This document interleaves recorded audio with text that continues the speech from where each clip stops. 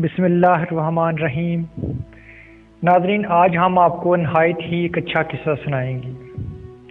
आज से कई सौ साल पहले बगदाद में एक नहायत ही हसीन और जमील नौजवान रहता था। उसका पेशा नाल साजी था। नाज़रीन, नाल साजी वो पेशा होता है जो घोड़ों के सुम्मू के नीचे वो नाल वगैरह लगाते हैं, और वो अक्सर जो आग की भट्टी होती है वो नाल को गर्म करता, और वो अक्सर वो जो गरम गरम नाल होती थी बिल्कुल ऐसे ही जैसे आग के शोले सुरह होते हैं, ऐसे वो जो सुरह लोहा होता था उसको अपने हाथ से पकड़ लेता, लेकिन उसका हाथ नहीं जलता था। लोग उसको अक्सर दीवाना कहते थे। अक्सर लोग उससे पूछते कि ये क्या मसला है, आपका हाथ क्यों नहीं जलता? वो अक्सर यही जवाब देता कि मैं ये काम कर कर के मेरी आदत हो गई है कि गर्म लोहे को पकड़ना, और जब भी मैं लोहे को पकड़ता हूँ मेरे ऊपर एक ऐसी कैफियत तारी हो जाती है कि ये जो आग है मेरे ऊपर असर नहीं करती। एक दिन बाहर के शहर से एक आदमी आया। उसने ये सारा वाक़या अपने सामने देखा। उसने उस नौजवान से पूछा, बताओ ये आखिरकार ये मसला क्या है? उसने वही बयान किया कि ये मेरा काम है रोज़ का, और अब मैं इसका आदी हो गया हूँ, मेरे हाथ नहीं जलते। लेकिन उस इंसान ने, वो जो आदमी जो बाहर के शहर से आया था, उसने ज़िद की कि मुझे ज़रूर बताओ। आखिरकार उस नौजवान ने अपना किस्सा बयान किया। उसने कहा, आज से चंद साल पहले इस शहर में एक नहायत ही खूबसूरत लड़की थी।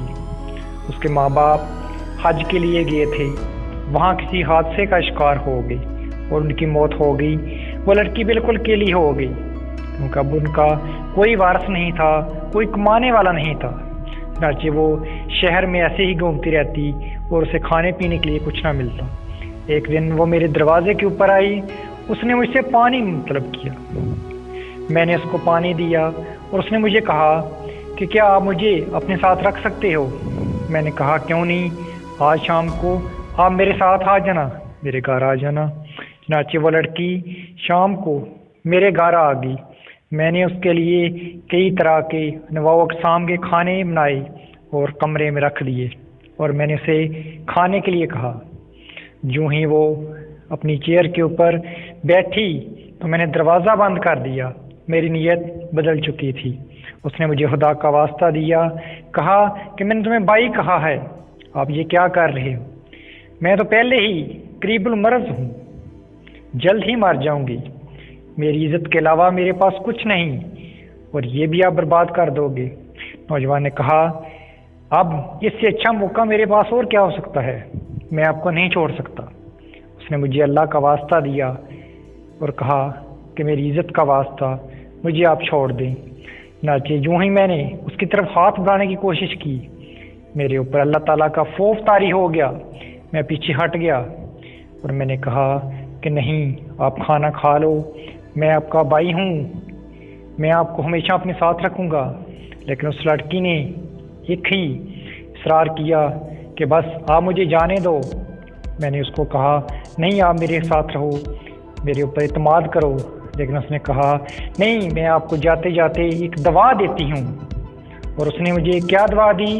उसने कहा कि अल्लाह करे कि जहन्नम की जो आग है वो तुम्हें ना छुए, और नाज़रीन साथ में ये दुआ दी कि दुनिया की आग भी तुम्हें नहीं छुएगी। ये मेरी सच्ची दुआ है आपके लिए।